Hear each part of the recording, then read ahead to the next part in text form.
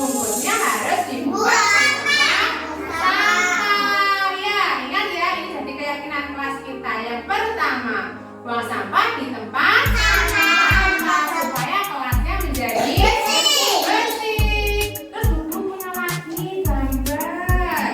Gambar apa ini ya?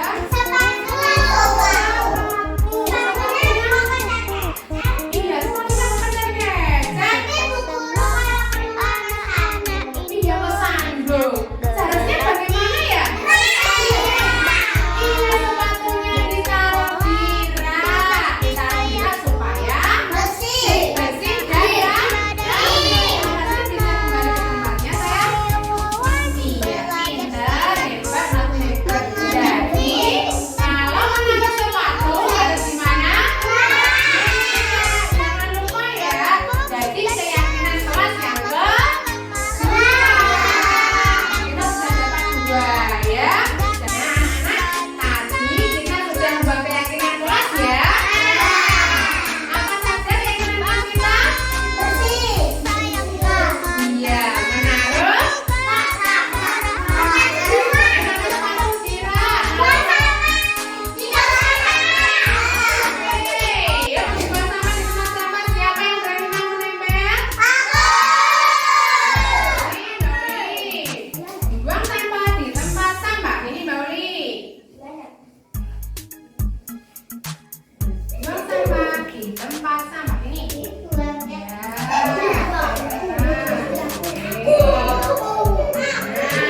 Selain membuang sampah di tempat sampah tadi, keyakinan kelas apa lagi?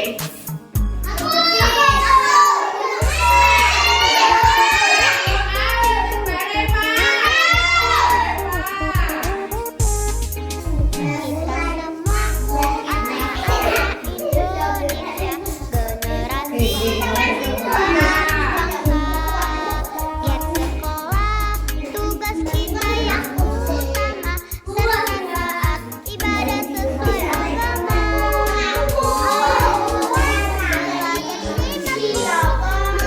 apa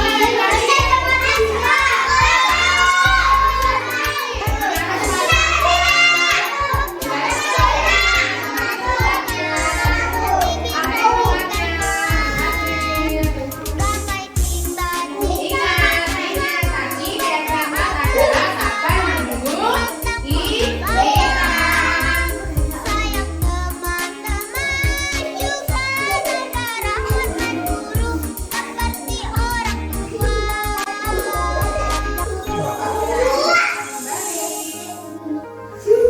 Apalagi ya?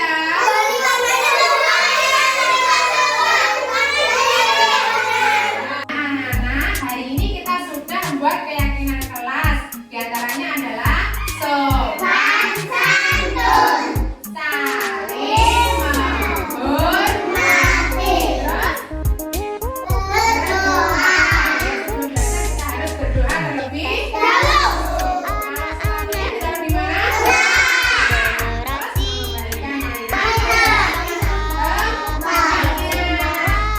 Sama sabar menunggu giliran. Siapa sabar menunggu giliran?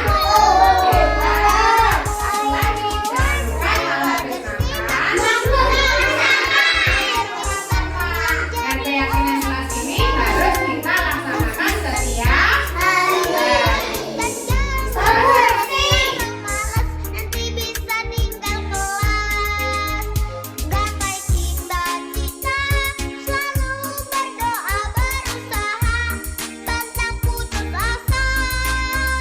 Sayang teman-teman, juga saudara, hormat guru seperti orang tua. Hormat guru seperti orang tua.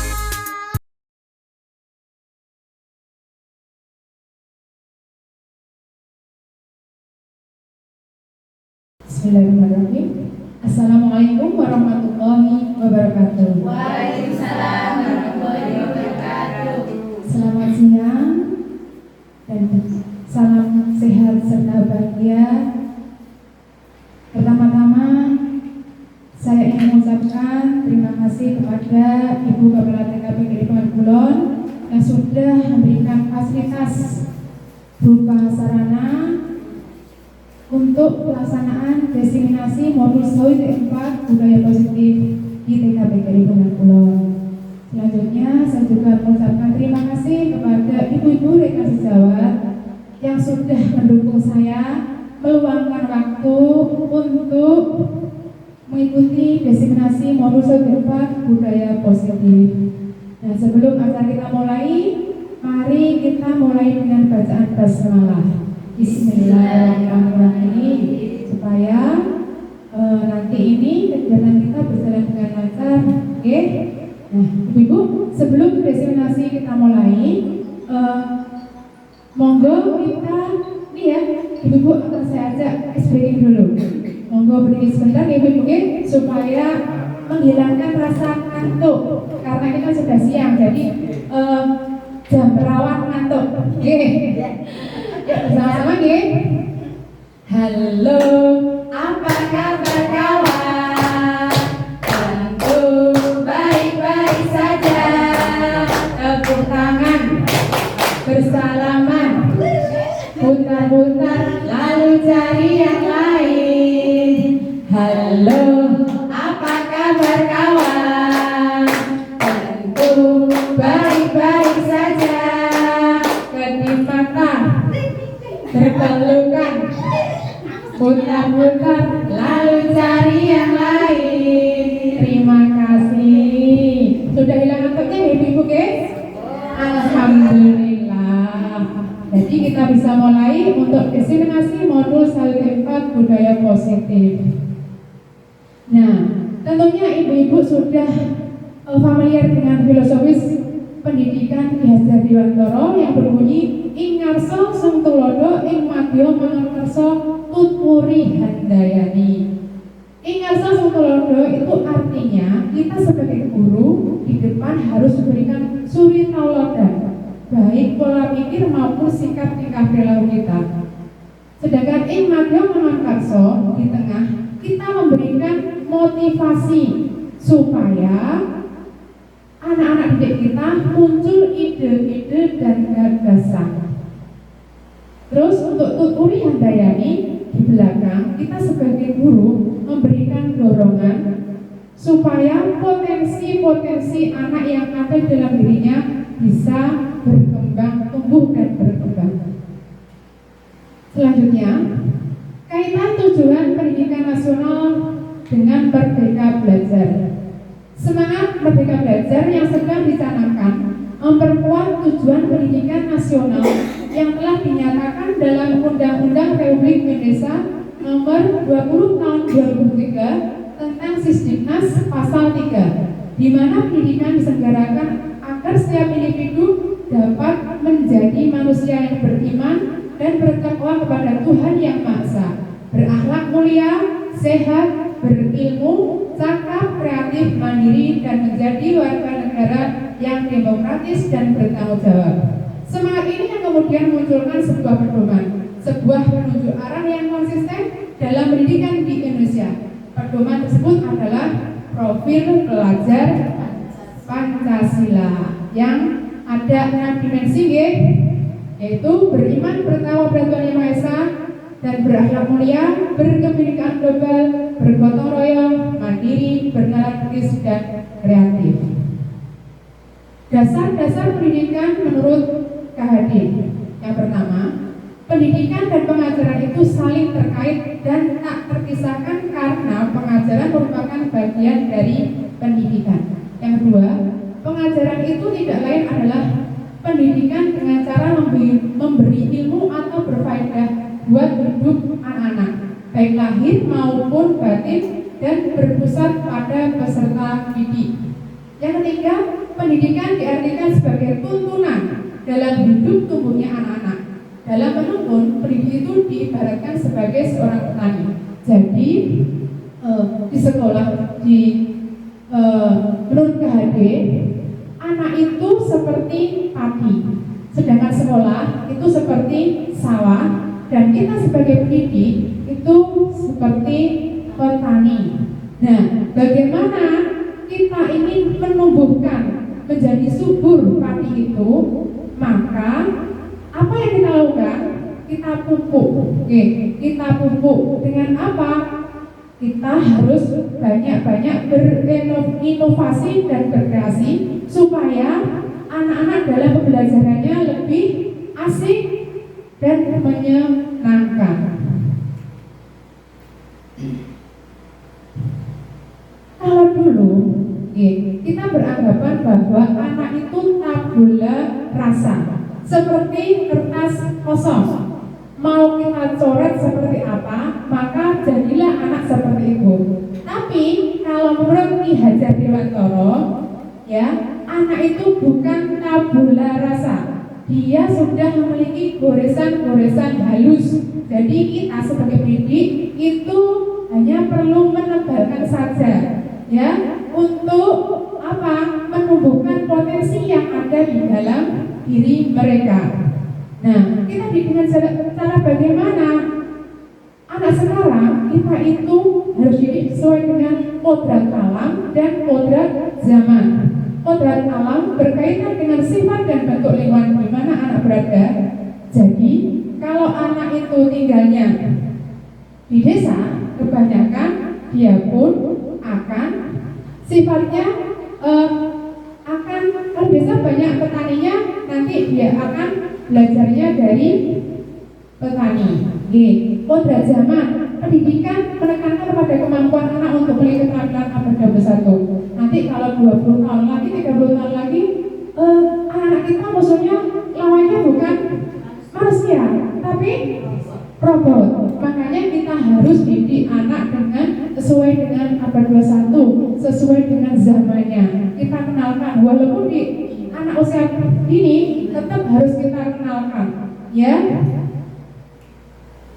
Nah, selanjutnya dalam pelajaran, anak itu membutuhkan guru yang berpihak pada mereka. Yang pertama, yang mau mengerti apa yang mereka butuhkan. Yang kedua, membuat pembelajaran yang menyenangkan. Jadi seorang guru harus bisa membuat pembelajaran yang menyenangkan sehingga anak bisa tertarik dan lebih nyaman dan bisa bereksplorasi, mengeksplor kemampuan mereka. Yang ketiga, memberi kesempatan bagi mereka untuk bereksplorasi. Nah, ini adalah nilai-nilai guru penggerak. Yang pertama, berpihak pada murid.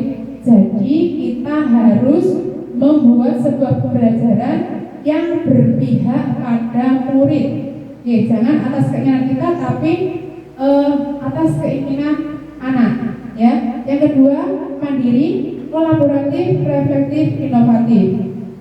Sedangkan peran guru penggerak, yang pertama menjadi pemimpin dalam pembelajaran, yang kedua menggerakkan komunitas praktisi, yang ketiga menjadi coach bagi guru lain, yang keempat mendorong kolaborasi antar guru, yang kelima mewujudkan kepemimpinan murid.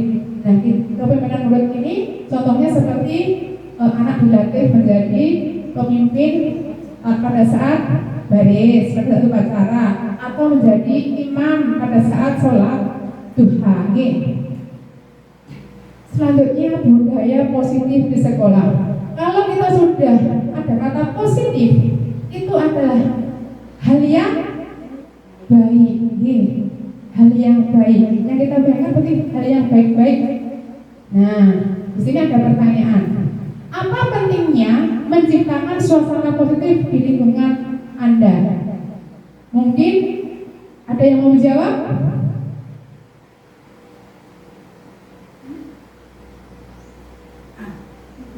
Oh, apa pentingnya menciptakan suasana positif di lingkungan sekolah kita, ya, yaitu adalah menumbuh kembangkan sikap positif atau karakter anak sejak usia dini dengan menciptakan sebuah suasana yang positif, seperti itu kayak membuat kesepakatan kelas, itu adalah juga merupakan menciptakan suasana positif. Jadi menciptakan karakter yang baik sejak usia dini. Terima kasih, jawaban yang sangat luar biasa.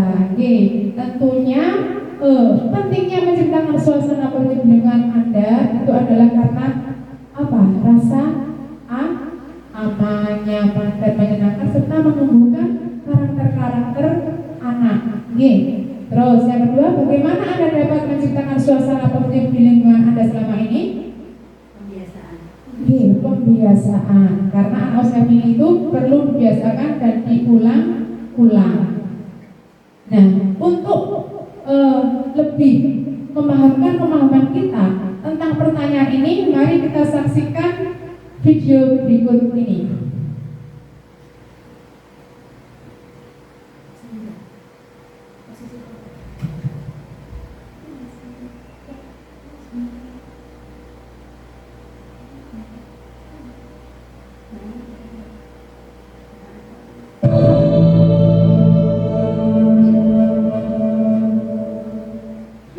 Ada 3 kaleng Coca-Cola.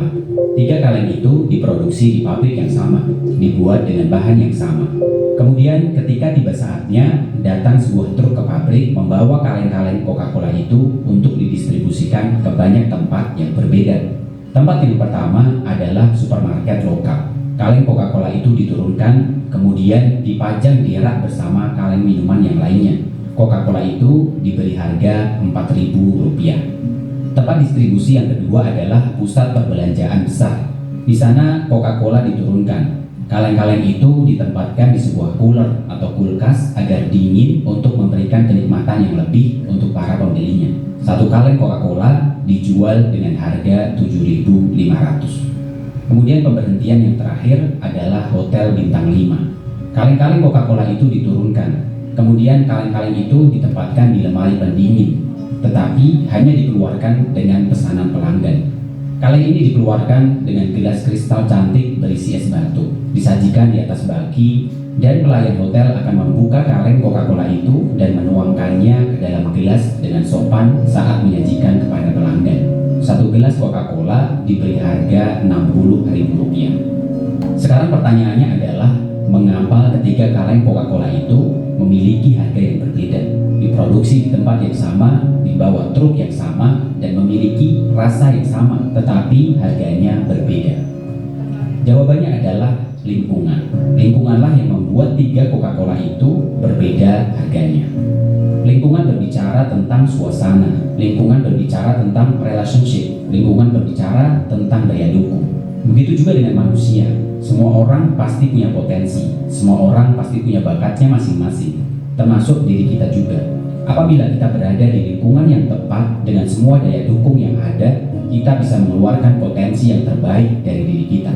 Kita akan jadi orang yang cemerlang, kita akan terlihat cemerlang dengan segala potensi yang kita punya. Tetapi jika kita berada di lingkungan yang salah, lingkungan yang tidak mendukung, maka potensi kita tidak akan keluar secara maksimal, potensi kita akan kerdil. Ibarat pohon yang dibonsai, seharusnya dia bisa tumbuh besar, seharusnya dia bisa sangat lebat, seharusnya dia bisa berbuah sangat banyak. Tetapi karena tidak ada daya dukung atau justru dikekang, pohon itu menjadi kerdil. Orang yang sama, bakat yang sama, kemampuan yang sama, hasilnya akan sangat berbeda jika berada di tempat yang berbeda. Tetapi sebelum kita memilih lingkungan, kenali terlebih dahulu nilai daripada diri kita yang kiranya bisa menjadi identitas kita. Kita pasti punya bakat, mungkin di komputer, otomotif, analisa, menulis, menghitung, menggambar, dan lain sebagainya. Kenali potensi kita, dan kemudian carilah lingkungan yang bisa mendukung potensi kita itu. Lingkungan bisa jadi bentuknya sekolah, jurusan kuliah, bidang pekerjaan, dan lain sebagainya. Sekarang coba kita perhatikan di sekitar kita. Mungkin di sekitar kita ada banyak sekali orang yang berbakat pada hal yang tertentu. Misalnya bakat menggambar, bakat seni, bakat bernyanyi, dan lain sebagainya. Tetapi mereka belum menemukan tempat yang mendukung. Akhirnya mereka terpaksa bekerja di bidang yang sebenarnya bukan jiwa mereka. Hasilnya orang itu tidak begitu menikmati pekerjaan dia sekarang. Atau mungkin itu justru diri kita. Misalnya kita berbakat di bidang menulis, tetapi harus bekerja sebagai pegawai bank misalnya. Atau kita berbakat di bidang otomotif, kita tahu betul tentang mesin, tapi kita harus bekerja sebagai tukang masak di sebuah restoran misalnya. Memang itu adalah pilihan masing-masing individu. Memang kadang karena terdesak kebutuhan, kita harus mengambil segala peluang yang ada, meski harus mengorbankan idealisme, bakat, atau skill yang kita miliki. Tapi paling tidak kita sadar, jadikan itu sebagai sebuah batu loncatan saja. Tetap lebih baik jika kita memiliki impian, untuk bekerja di bidang yang kita sukai, di bidang yang kita punya potensi di situ, dan tentunya jika kita bekerja di situ, kita akan bahagia jika melakukan pekerjaan kita itu. Selamat mencari bakat dan potensi kita, dan selamat mencari lingkungan terbaik untuk diri kita, dan jadilah diri kita yang terbaik. Tetap sehat, tetap semangat. Jika kamu suka dengan channel ini, like dan subscribe untuk. Nah, dari video tadi 3 kali tadi dapat kita simpulkan bahwa lingkungan itu sangat berpengaruh untuk harga kaleng Coca-Cola tadi ya.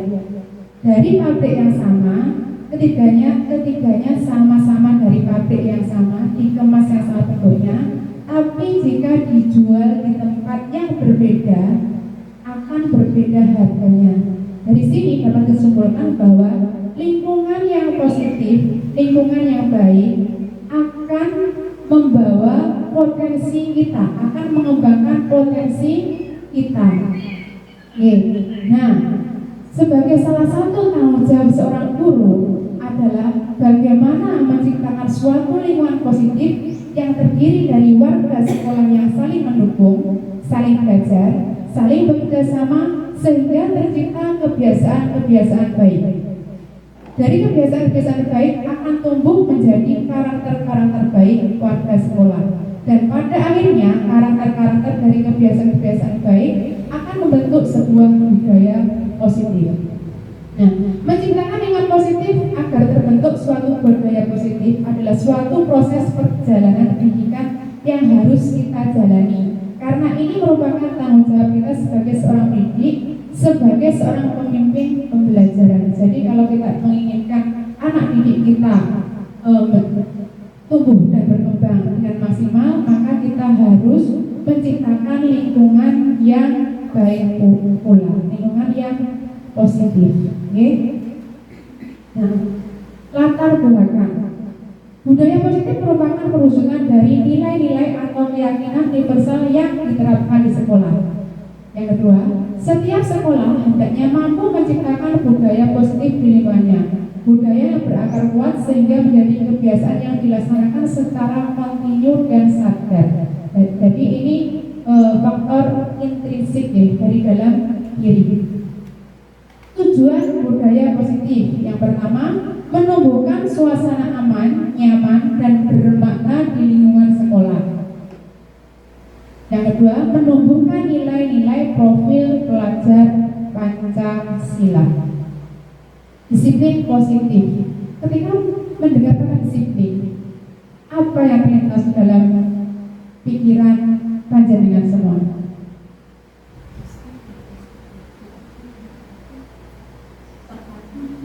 Iya, tertata, teratur, peraturan. Nah, disiplin dapat membuat seorang menggali potensinya menuju kepada sebuah tujuan, sesuatu yang dihargai dan bermakna, sehingga akan menimbulkan nilai-nilai kebajikan.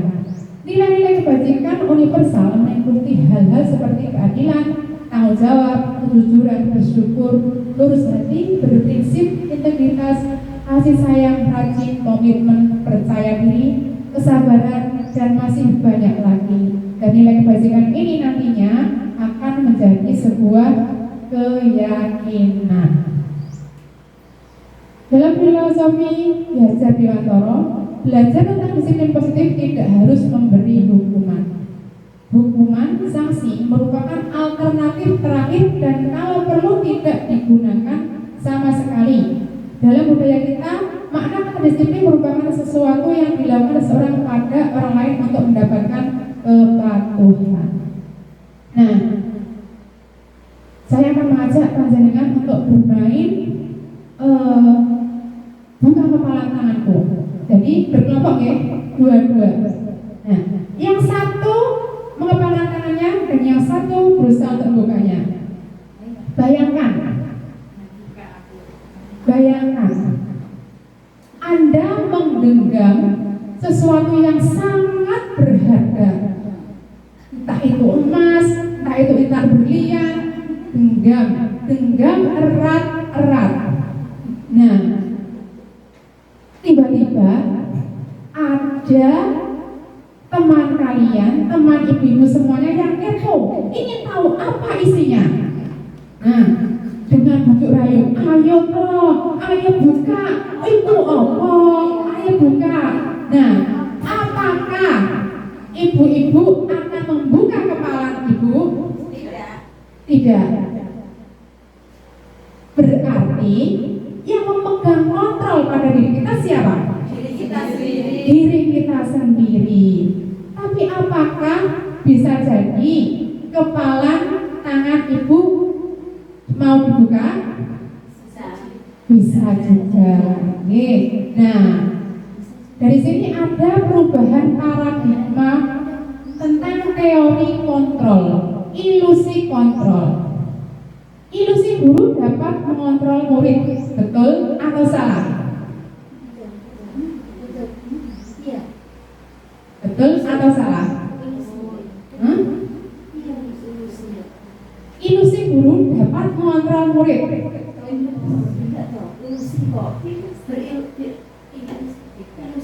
Tidak. Yang mengontrol adalah diri sendiri. Walaupun kita buat peraturan apapun seperti ini ya, masuknya pukul 7. Kalau anak-anak tidak mempunyai kontrol dari dalam diri, ya pasti anak ini akan terlambat terus. Walaupun sudah dihukum, ada konsekuensi, ada sanksi, tapi kalau tidak ada kontrol dari diri anak, maka tidak akan bisa terwujud masuk jam 7. Nah, sekarang ilusi bahwa kritik dan membuat orang merasa bersalah dapat menguatkan karakter. Betul atau salah? Kritik dan membuat orang merasa bersalah dapat menguatkan karakter. Salah. Iya, salah. Ilusi bahwa semua penguatan positif, efektif dan bermanfaat. Salah. Karena apa? Ini bisa hanya sementara. Ya, maksudnya seperti memberi penghargaan. Itu hanya sementara. Anak ini mau melakukan itu karena dia ingin mendapat sebuah penghargaan. Iya, bukan karena faktor intrinsik internal dari dalam diri. Nah, ilusi bahwa orang dewasa memiliki hak untuk memaksa. Salah. Terus selanjutnya, teori motivasi hukuman dan penghargaan dan restitusi. Teori motivasi perilaku manusia. Untuk menghindari ketidaknyamanan hukuman, apa yang terjadi apabila saya tidak melakukannya? Itu merupakan motivasi eksternal. Yang kedua, untuk mendapatkan imbalan dari orang lain, institusi, apa yang akan saya dapatkan apabila saya melakukannya? Itu juga termasuk motivasi eksternal karena dia mau mendapatkan imbalan. Yang ketiga, untuk menghargai diri sendiri, saya akan menjadi orang yang seperti apabila saya melakukannya. Itu merupakan motivasi internal. Jadi untuk menghargai diri sendiri dia melakukannya. Bisakah kita mengontrol seseorang? Perubahan paradigma stimulus respon, teori kontrol. Stimulus respon yang pertama, kita mencoba mengubah orang agar berpandangan sama dengan kita. Teori kontrolnya, kita berusaha memahami pandangan orang lain tentang dunia. Yang kedua, perilaku buruk dilihat sebagai suatu kesalahan, tidak cukup sampai minta maaf. Teori kontrolnya, semua perilaku memiliki tujuan. Yang ketiga, orang lain bisa mengontrol saya. Teori kontrolnya, hanya Anda yang bisa mengontrol diri Anda. Selanjutnya, teori hukuman dan penghargaan.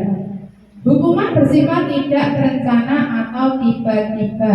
Anak tidak tahu apa yang akan terjadi dan tidak dilibatkan.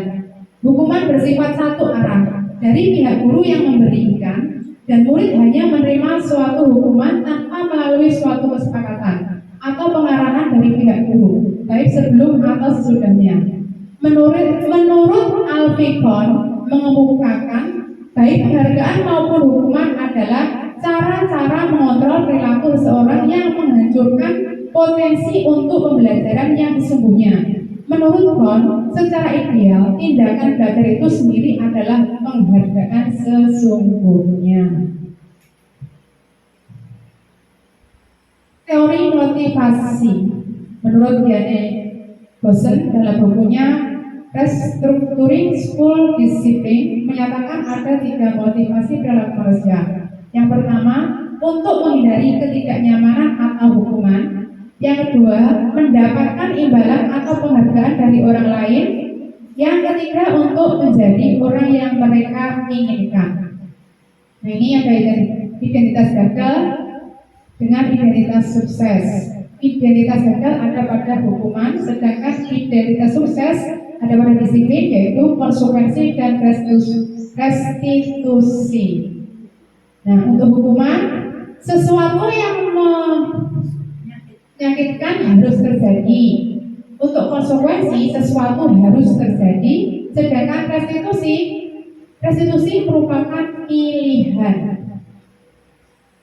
Hukuman tidak nyaman untuk murid, anak untuk jangka waktu panjang.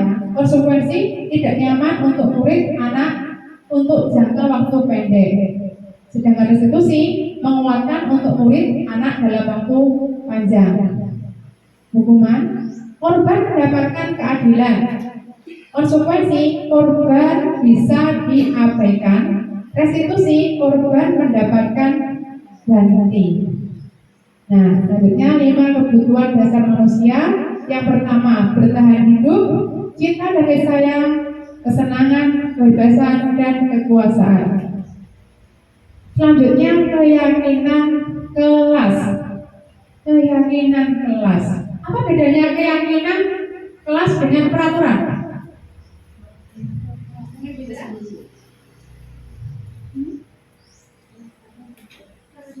Kalau keyakinan kelas, biasanya kita membuat bersama-sama tentang keadaan kelas yang sebenarnya. Jadi kita membuatnya itu atas dasar apa yang ada di dalam kelas. Misalnya setelah belajar kita harus apa. Jadi kan kita membuatnya bersama anak-anak bagaimana mewujudkan kelas itu menjadi kelas yang rapi. Seperti itu contohnya. Kalau misalnya peraturan kelas itu yang membuat biasanya gurunya sudah ada tanpa ada kesepakatan antara guru dan murid. Jawaban yang luar biasa. Beri aplaus untuk Bu Indra. Terima kasih Bu Indra. Ya, betul sekali. Kalau keyakinan kelas itu kita buat bersama anak-anak, berdasarkan kesepakatan bersama anak-anak. Kalau peraturan yang buat adalah guru. Nah, keyakinan kelas itu bersifat lebih abstrak daripada peraturan. Yang kedua, berupa pernyataan-pernyataan universal. Yang ketiga, pernyataan keyakinan bersifat positif. Yang keempat, semua warga kelas berperan aktif. Yang kelima, pernyataan keyakinan tidak terlalu banyak. Yang keenam, pernyataan keyakinan bisa direvisi. Untuk yang ketiga ini, pernyataan keyakinan bersifat positif. Jadi katanya jangan ada, misalkan jangan membuang sampah, tapi diganti dengan Buanglah sampah pada tempatnya. iya, betul sekali. Terima kasih. Nah, keyakinan kelas ini kita buat bersama dengan anak-anak. Kenapa kalau kita mengajak anak-anak untuk membuat keyakinan kelas? Itu karena apa? Karena supaya mereka merasa dihargai. Dihargai, dihormati, dihargai pendapatnya. Nah, keyakinan kelas ini dibuat untuk membuat suasana kelas menjadi aman, nyaman, dan kondusif serta menyenangkan. Kalau kita buat bersama-sama dengan anak-anak, tentunya anak-anak akan melaksanakan dengan sebaik-baiknya. Nah, keyakinan kelas, dalam pembuatan keyakinan kelas, kalau untuk anak usia dini memang tidak semudah membalikkan telapak tangan seperti membuat keyakinan kelas pada anak SD, SMP, dan SMA. Kalau di SD, SMP, SMA, anak bisa diajak untuk menggali gagasan ide bagaimana menginginkan kelas yang seperti apa. Akan tetapi kalau anak TK itu tidak bisa seperti itu. Kita harus beri pancingan. Nah, kemarin kita juga sudah membuat keyakinan kelas dengan cara gambar. Seperti kelas apa yang kita inginkan? Indra? Keyakinan kelas?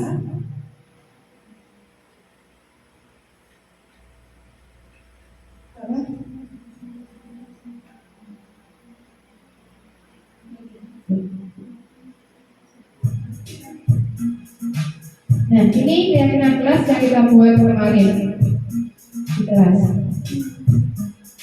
Assalamualaikum warahmatullahi wabarakatuh.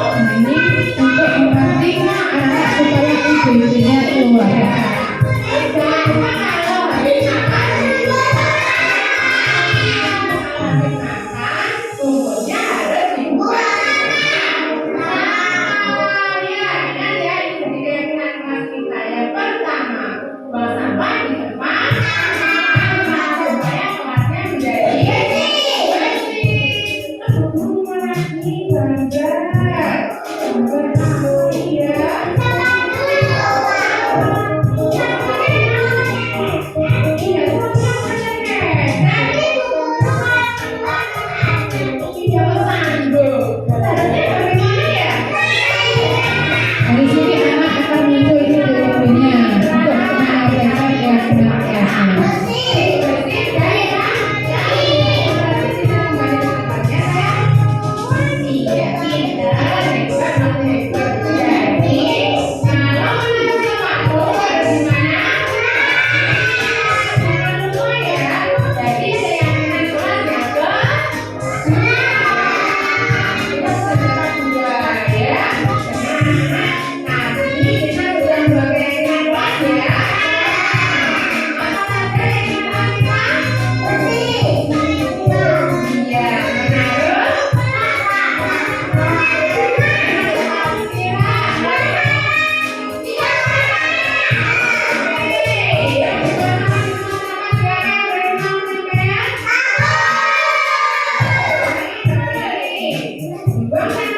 Nah, untuk tulisannya pun itu dengan bantuan dari Bu Guru, karena belum bisa menulis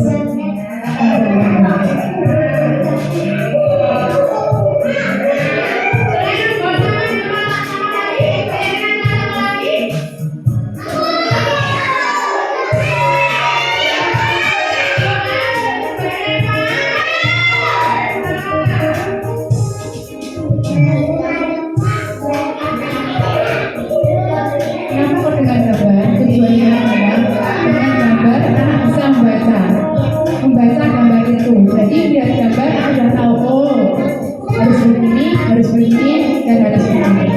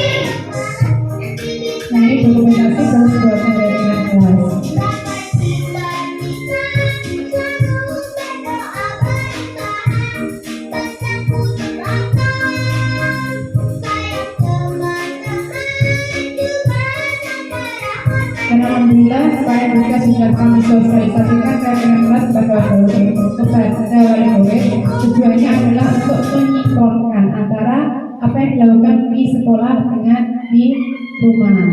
Nah, usahakan keyakinan kelas ini ditempel di tempat yang mudah anak lihat, sehingga anak setiap hari teringatkan dengan melihat keyakinan kelas yang telah dibuat secara bersama-sama. 5 posisi kontrol seorang guru. Nah, kira-kira dari kelima posisi kontrol ini, penghukum membuat orang merasa bersalah, guru sebagai teman, guru sebagai pemantau, dan guru sebagai manajer. Itu kira-kira panjenengan termasuk posisinya di mana, Bu?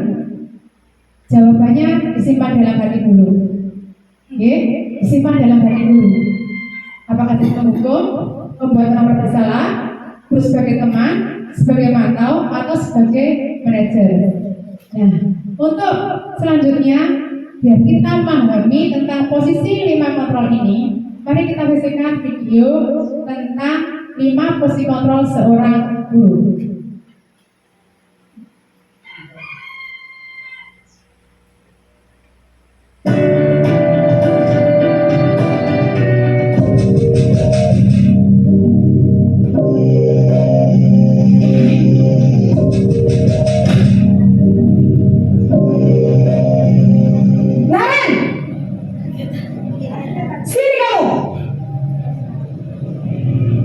Selamat pagi, Bu.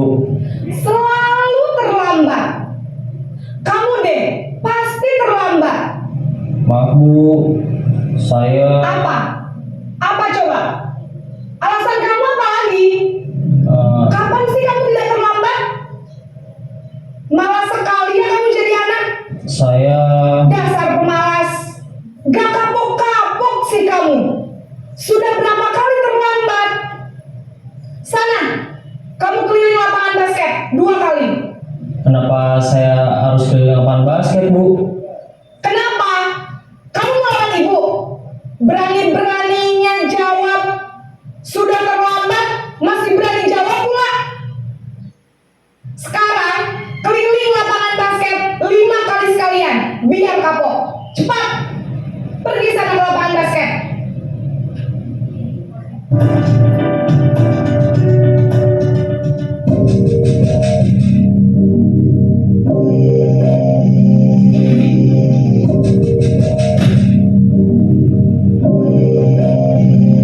Naren!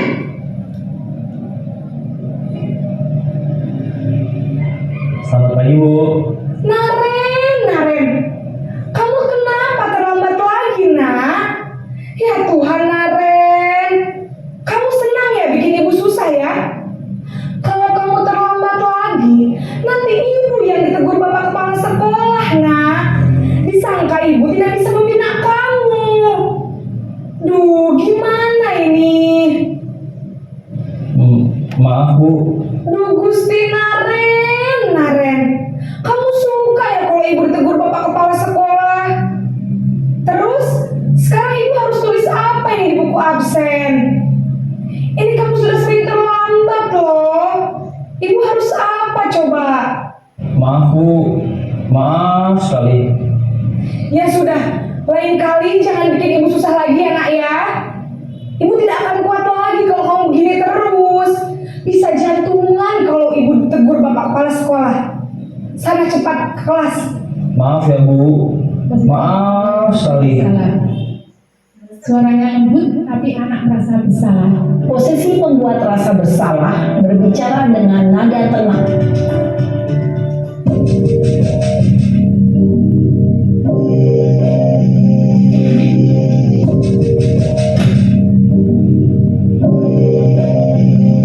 Naren!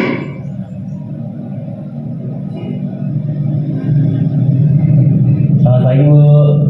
Wah, sudah jam berapa ini nak? Terlambat lagi ya sayang. Iya, Bu.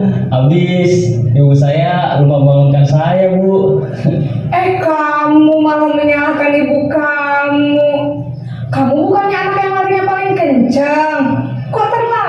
sih? Iya Bu, saya memang terlambat bangun tadi. Jadi biarpun saya lari kencang, tetap gak kekejar Bu. Ya sudah sana, nanti lain kali larinya lebih kenceng lagi ya, biar gak terlambat lagi. Bikin seneng ibu, demi ibu, bisa kan? Bisa lah Bu. Ya sudah sana masuk kelas, ibu beresin urusan absen kamu. Kamu ini ada-ada saja.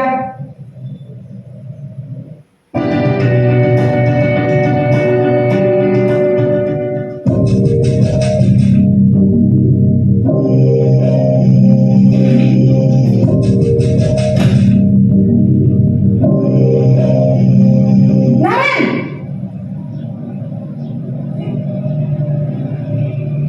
Selamat pagi Bu. Naren, apa peraturan sekolah kita tentang jam berapa kita harus masuk sekolah, nak? Kita harus di sekolah jam 7 Bu. Iya betul, sekarang sudah jam 7.20. Naren sudah tahu konsekuensinya jika terlambat hadir. Paham Bu, saya harus tinggal kelas pas jam istirahat selama 20 menit. Iya benar, konsekuensinya demikian.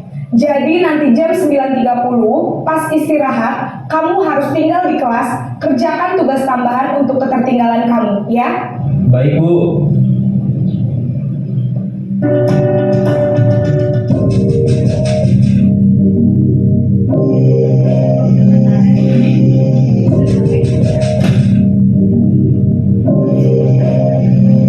Naren!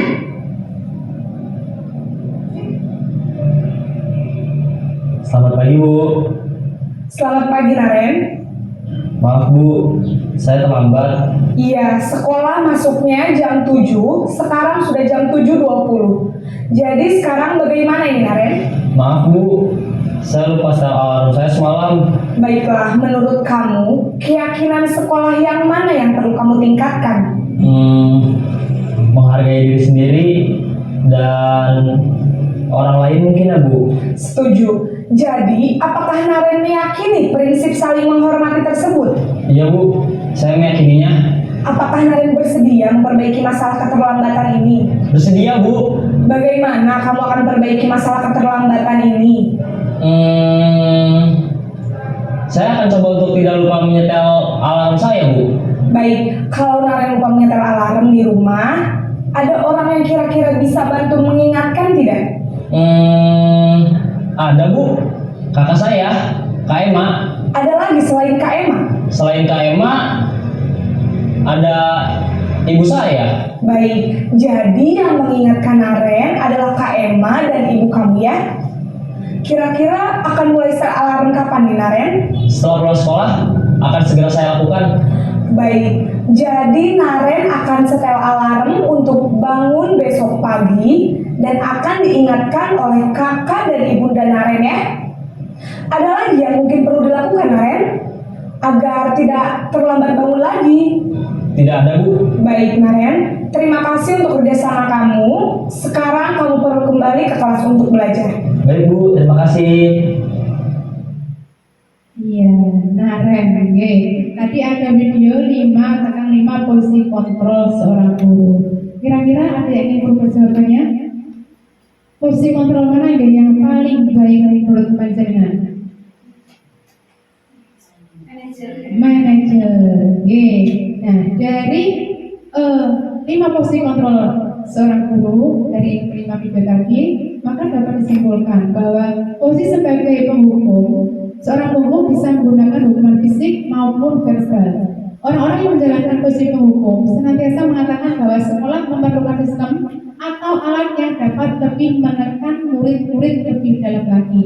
Akan tapi dampaknya murid menjadi pendendam dan tidak menyukai guru atau mata pelajaran yang diampu. Yang kedua, membuat orang merasa bersalah. Pada posisi ini biasanya guru akan bersuara lebih lembut. Membuat orang merasa bersalah akan menggunakan keheningan yang membuat orang lain merasa tidak nyaman, bersalah atau rendah diri. Betul tidak bentak-bentak, suara yang lembut, tapi anak merasa bersalah. Dampak ini membuat murid merasa bersalah atau identitas gagal rendah diri dan menarik diri dari lingkungan. Yang ketiga, fungsi kontrol sebagai teman.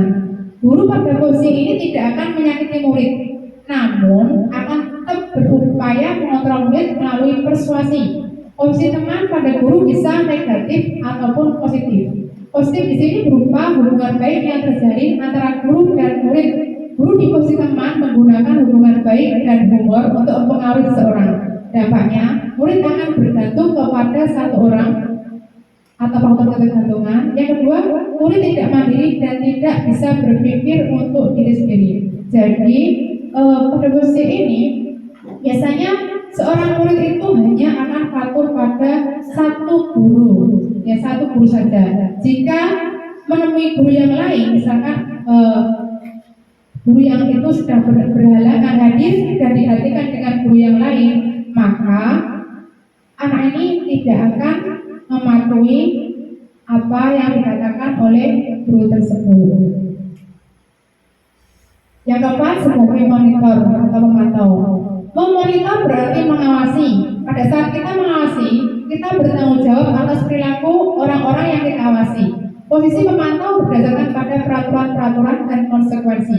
Dengan menggunakan sanksi konsekuensi, kita dapat memisahkan hubungan pribadi kita dengan murid sebagai seseorang yang menjalankan posisi memantau. Dampaknya, murid akan menghitung konsekuensi dan hadiah tanpa memahami sepenuhnya nilai-nilai kebajikan yang dituju.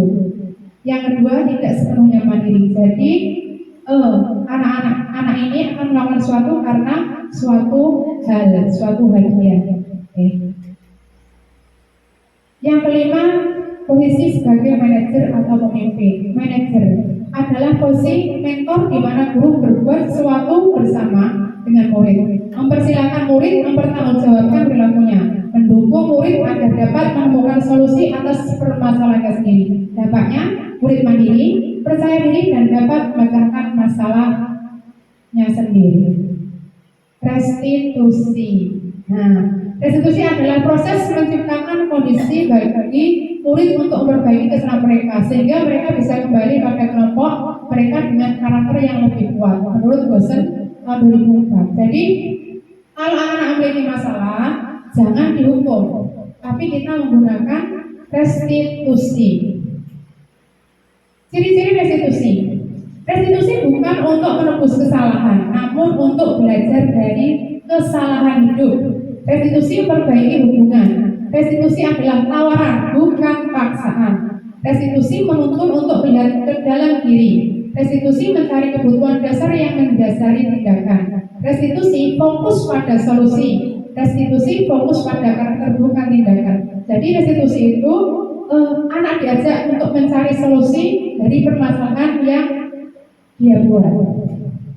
Nah, tahapan segitiga restitusi. Saya yakin panjenengan sudah pernah melakukan segitiga restitusi, akan tapi mungkin belum tahu apa yang namanya alurnya, mungkin selang-selang. Saya pun dulu juga seperti itu, selang-selang dari keyakinan, baru validasi, dan tetap berikan identitas. Nah, tahapan segitiga restitusi adalah yang pertama menstabilkan identitas, yang kedua validasi tindakan yang salah, yang ketiga menanyakan keyakinan. Menstabilkan identitas ini biasanya diawali dengan pernyataan, kamu bukan satu-satunya anak yang pernah melakukan kesalahan. Nah, untuk validasi tindakan yang salah itu biasanya diawali dengan, adakah cara yang lebih efektif untuk mendapatkan apa yang kamu butuhkan? Kamu tentu punya alasan mengapa melakukan itu. Dan untuk langkah ketiga, menanyakan keyakinan, diawali dengan pernyataan keyakinan kelas apa yang telah kita sepakati. Kamu ingin menjadi orang seperti apa? Nah, langkahnya stabilkan identitas. Dari kontrol, kita semua akan melakukan hal terbaik yang bisa kita lakukan. Validasi tindakan yang salah, dari kontrolnya, semua perilaku memiliki alasan. Yang ketiga, menanyakan keyakinan. Teori kontrolnya, kita semua memiliki motivasi internal. Nah, dari pengalaman dan pembelajaran yang saya dapatkan setelah menerapkan restitusi, itu ketika saya menemui anak ada seorang anak yang melanggar keyakinan kelas. Nah, ini ada video tentang segitiga restitusi yang sudah kami praktekkan di TK PGRI Punggah Kulon.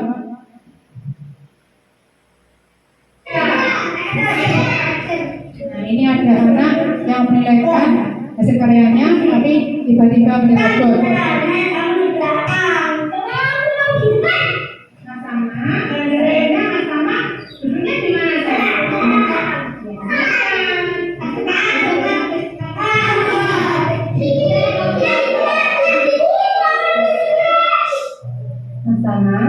Kenapa tadi Mas Tama tidak mengambil saat tentang nilai?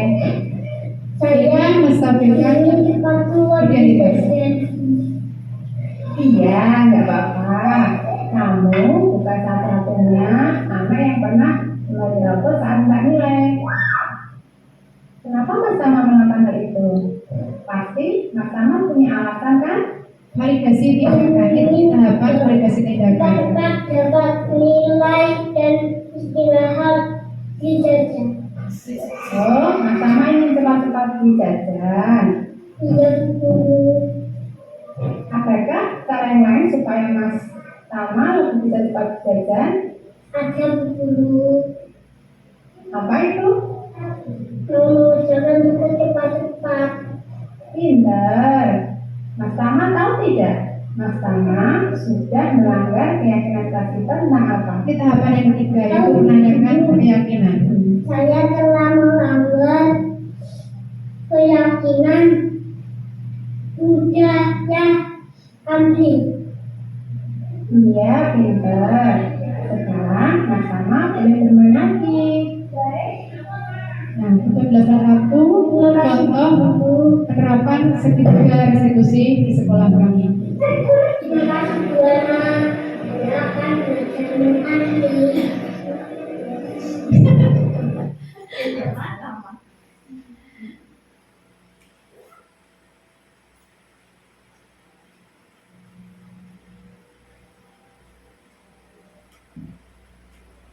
Nah, dari apa yang telah saya sampaikan tadi dapat disimpulkan bahwa marilah kita mengubah mindset kita untuk melakukan gerakan dan perubahan berdasarkan kelemahan yang ada menjadi melakukan perubahan dan gerakan berdasarkan kekuatan yang kita miliki. Sampai kelemahan itu tidak nampak tertutup oleh kekuatan. Menjalankan kebiasaan baru memang awalnya terasa sulit, tapi percayalah, hal sekecil apapun yang Anda lakukan demi perubahan positif akan membuahkan hasil yang luar biasa. Jadilah teladan bagi anak didikmu. Kolaborasi kerjasama adalah kunci dalam melakukan perubahan kebiasaan positif. Ayo bergerak dan berkolaborasi. Terima kasih. Demikian tadi destinasi yang bisa saya sampaikan. Semoga apa yang saya sampaikan ini bermanfaat bagi ibu-ibu semuanya. Akhirnya saya mengucapkan terima kasih. Wassalamualaikum warahmatullahi wabarakatuh.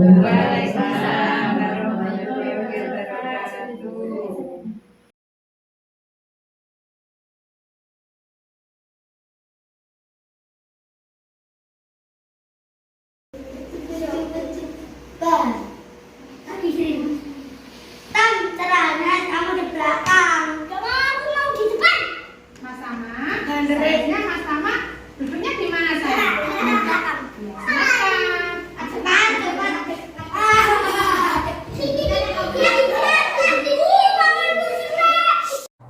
Mas Tama, kenapa tadi Mas Tama tidak mau ambil saat minta nilai?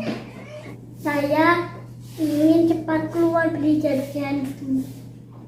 Iya, nggak apa-apa. Kamu bukan satu-satunya anak yang pernah menyerobot saat minta nilai. Kenapa Mas Tama melakukan hal itu? Pasti Mas Tama punya alasan kan? Ingin cepat-cepat dapat nilai dan istirahat beli jajan. Oh, Mas Tama ingin cepat-cepat beli jajan. Iya, Bu Guru. Adakah cara yang lain supaya Mas Tama lebih bisa cepat beli jajan? Ada, Bu Guru. Apa itu? Mau mengerjakan tugas cepat-cepat. Pinter. Mas Tama tahu tidak? Mas Tama sudah melanggar keyakinan kelas kita tentang apa? Tahu guru, saya telah melanggar keyakinan budaya Andri. Iya, pinter. Sekarang Mas Tama boleh bermain lagi. Terima kasih guru.